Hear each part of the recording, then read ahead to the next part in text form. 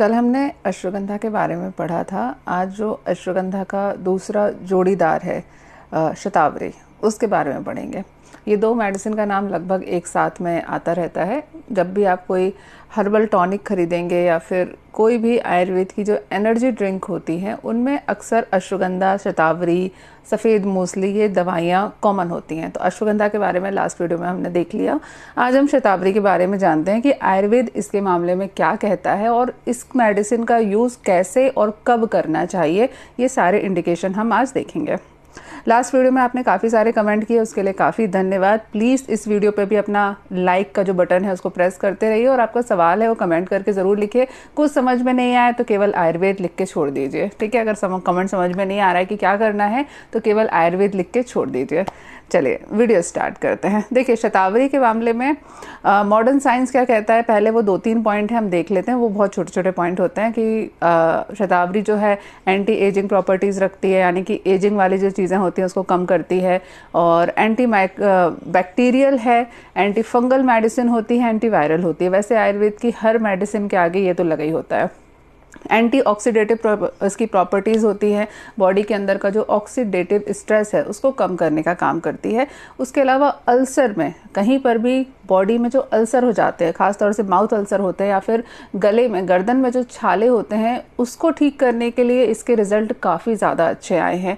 ये सारी जो रिसर्च है, इसका जो आर्टिकल है वो मैंने आपको डिस्क्रिप्शन में उसकी लिंक मैंने प्रोवाइड करा दी है। अगर आपको जानना है कि कहाँ पर रिसर्च हुई है, कैसे कैसे रिसर्च हुई है, कितनी रिसर्च है जो इंसानों पर की गई है, कितनी रिसर्च है जो जानवरों के ऊपर की गई है, कितनी भारत में है, कितनी विदेशों में रिसर्च है, और रिसर्च के बाद कंक्लूजन क्या निकला कि शतावरी कितनी अच्छी होती है या नहीं होती है, वो सारी रिसर्च अगर आपको पढ़नी है, फुल डिटेल आर्टिकल पढ़ना है, तो डिस्क्रिप्शन में मैंने लिंक दे दी है।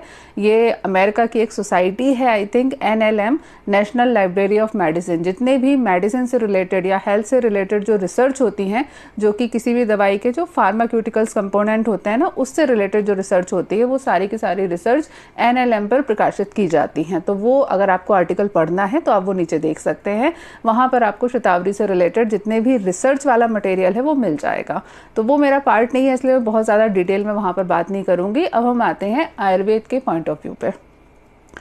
सबसे पहले तो आचार्य चरक शतावरी को कहाँ रख रहे हैं वो देख लेते हैं। शतावरी का वर्णन करते समय आचार्य चरक बोल रहे हैं कि यह बल्य औषधि के अंतर्गत है। बल्य का मतलब लास्ट वीडियो में भी क्लियर किया था, ऐसी मेडिसिन जो शरीर के अंदर ताकत को बढ़ाने का काम करती हैं, जो हमारी हेल्थ होती है, जो हमारी ताकत होती है, मसल्स बिल्डअप होता है, उसको बढ़ाने का काम करती है। तो ये बल्य औषधि के अंतर्गत है। दूसरा इसका इम्पोर्टेंट जो इन्होंने रखा है, उसको रखा है वह स्थापन के अंतर्गत। वयः का मतलब होता है आयु। वह स्थापन के अंतर्गत शतावरी को रखा गया है। इस वर्ड का जो डिटेल समझने के लिए है वो मैं आपको वीडियो के आगे क्लियर करूंगी। उसके बाद अगर हम इसके गुणों के ऊपर आएं, तो जो शतावरी होती है वो गुरु होती है, अर्थात पचने में कंपैरिजन में भारी होती है। अब गुरु का मतलब ये बिल्कुल नहीं है कि आप लोग ये सोच लो कि एक रसगुल्ला खाने पर बॉडी को जितनी एनर्जी मिलेगी या फिर बॉडी को रसगुल्ला पचाने में जितना टाइम लगेगा उतना ही टाइम शतावरी पचाने में लगेगा, ऐसा नहीं है। कंपैरिजन में गुरु है। कंपैरिजन में गुरु का मतलब कि जो और औषधियाँ होती हैं, अश्वगंधा है, मूसली है, या फिर और जो दीपन पाचन वर्ग की औषधियाँ हैं, जैसे आपका लौंग हो गया, लहसुन हो गया, प्याज हो गई, ये जो मेडिसिन है, और भी बहुत सारी मेडिसिन होती हैं, इनके तुलनात्मक रूप से गुरु या लघु होती है। तो शतावरी जो मेडिसिन वाली रेंज होती है उसके अकॉर्डिंगली गुरु होती है, अर्थात पचने में थोड़ा सा भारी होती है। इसको पचाने के लिए जठराग्नि को थोड़ी ज़्यादा मेहनत करनी पड़ेगी कंपैरिजन में, ठीक है, ध्यान रखिए, कंपैरिजन में इसको ज़्यादा मेहनत करनी पड़ेगी। स्निग्ध गुण की होती है। स्निग्ध का मतलब होता है शरीर के अंदर चिकनाहट लेकर आती है। यह शरीर के अंदर जब आप इसको खाएंगे तो आपके शरीर में जो रुक्षता है वो कम होती है, शरीर के अंदर थोड़ी सी स्निग्धता, थोड़ी सी चिकनाहट पैदा होती है। ये इसकी प्रॉपर्टीज़ हैं।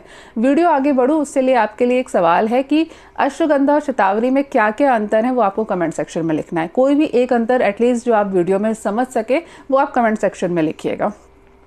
आगे हम बढ़े तो शतावरी जो है, इसके अगर हम विपाक देखें तो मधुर विपाक शीतवीर की औषधि है। हमारा जो अश्वगंधा था वो उष्णवीर की औषधि था, वो शरीर के अंदर गर्माहट पैदा कर रहा था। मधुर विपाक था, उष्णवीर था। लेकिन जो शतावरी होती है यह मधुर विपाक शीतवीर की औषधि होती है, अर्थात शरीर के अंदर ठंडक लेकर आती है और वही सारे गुण को पैदा करती है जो कि मीठा खाने से पैदा होते हैं। मधुर के समान, शीत के समान, ठंडे के समान जो जो प्रॉपर्टीज़ बॉडी के अंदर आती हैं उसको पैदा करने का एक काम करती है। तो हमने इसके गुण देख लिए, गुरु और स्निग्ध है। इसका जो विपाक है वो मधुर विपाक की है। शीत वीर्य की औषधि है। इसका जो रस होता है, जो खाने में कैसी लगती है, तो मधुर तिक्त रस की होती है।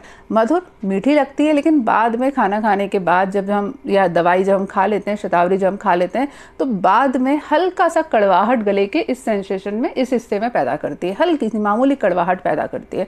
तो ये इसकी पूरी प्रॉपर्टीज़ है जो आयुर्वेद के किसी भी चीज़ का जब आप ट्रीटमेंट करते हो या आयुर्वेदिक हर्बल सप्लीमेंट यूज़ करते हो तो उसके लिए ये सारी प्रॉपर्टीज़ को समझना ज़रूरी होता है।